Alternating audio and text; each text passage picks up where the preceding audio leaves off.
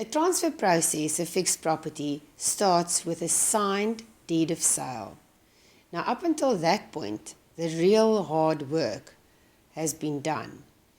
The estate agent or agents have negotiated with the parties, and they've ensured that there's a meeting of the minds and the parties have entered into a deed of sale.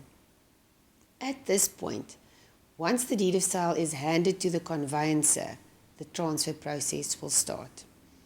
Now, many things can happen.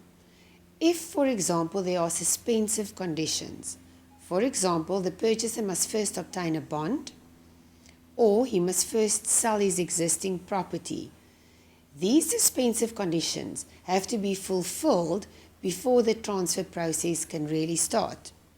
Although behind the scenes, the conveyancer will start preparing documents and will start obtaining the necessary information from the parties, the contract really only becomes effective once these suspensive conditions have been fulfilled.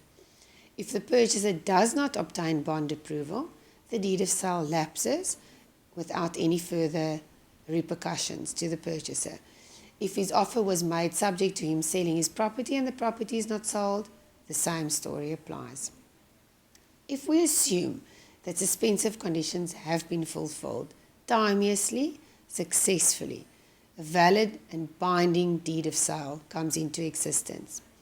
The conveyancer will immediately make contact with the parties, obtain FICA documentation, IDs, proof of address, income tax numbers, that kind of thing, to ensure that he is able to prepare documents for signature.